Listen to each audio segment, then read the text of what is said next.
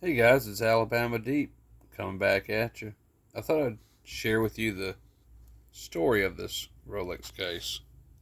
Well, Tudor case by Rolex.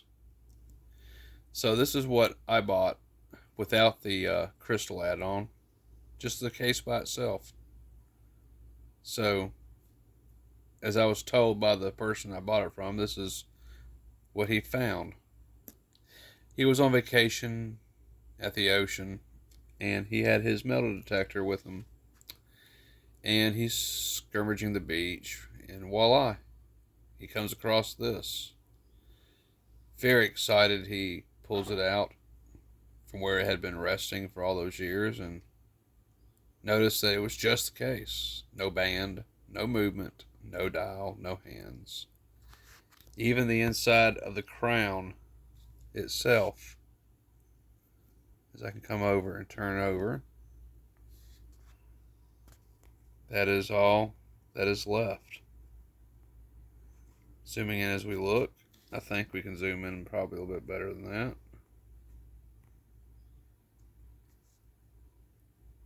Wow. That's all that's left. Everything else was eaten up and gone to the world. There's still sand on the back case, so he wasn't able to open the back case. But the movement ring is still inside of this case itself, which is also stainless steel. So, what had happened, and this is what I have deduced, in 1981, a well to do gentleman went to his Rolex dealer and bought a Tudor. He bought the Tudor and he was so proud of it and decided to wear it as he was fixing to go on vacation. And he too, back in 81, went to Florida and took his family with him and marveled at his watch and loved his watch and polished it and stared at it daily. He enjoyed his first day at the beach, probably his second day at the beach, probably about his third day. I can only assume that he went out into the ocean to play with his kids and his wife. And during that, frolicking in the ocean, his band came loose and his watch came off. Or it could be perhaps horse playing around with the sun. The spring bar came loose and the watch was lost into the ocean. And being as it was, he never could find it. They were out probably a little bit deeper in the water playing around. I can assume that they probably have, had probably maybe a little ways out. And anyhow, he lost his watch and he never could find it. And so the watch stayed in the ocean for, maybe a couple years. And eventually, over time, succumbing to pressures of the deep, from being knocked around by the currents, eventually the sapphire crystal on this watch failed. Water came rushing into the watch, and with a matter of probably about a year to 2 years, the movement was so rusted out, stem is completely gone, being so thin, it was probably the first to go, that eventually even the movement fell out of this watch.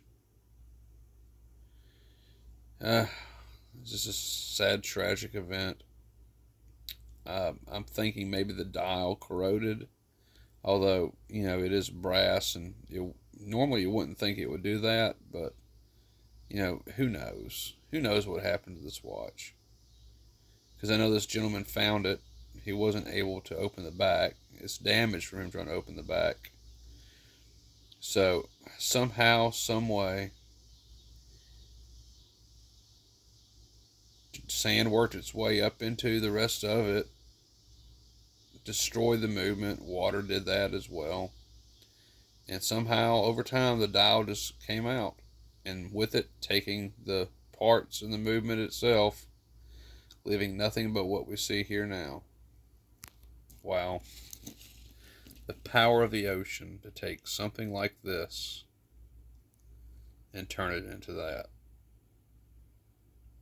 Now I can only assume that the bezel was probably removed by the seller for gold scrap. You know, probably making a couple bucks off that. Getting rid of the gold because it's 18 karat.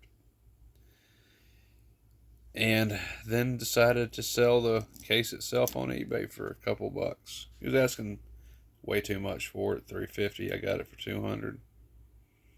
Now I really think $200 was a little too much, but we'll work on the warping and the indentations on the back of this. And I know we'll be able to get the back off eventually. But anyway, how it looked on the left, or close to how it looked like on the left, to what it is now. That's the power of the ocean. And salt water and corrosion over time. And so, the person that sold me this piece dug it out of the sand, no telling how many years later, and said, hey, I could probably make a couple dollars off that and just sell it on eBay. And so we did. And I gladly paid him too for it. So now we're got this sad story of a poor little Tudor 34mm oyster prince being neglected by the nature of the ocean. And now I have to correct it and rebuild it and put it back to the way it was. And I will do the best I can to make it match this replica I have right here. And if you can't tell from the previous video, I replaced the crystal because that magnification was way too damn small. So I put another crystal in it with the proper magnification. Now it's 2.5 like it should be. But we're going to do the same to this little poor watch. And we'll try to get it as close as we can. Anyway, guys, this is Alabama Deep. That's the story of this oyster case as I know it from the man I bought it from, who found it metal detecting at the beach, and my thoughts and ideas of how it came to be.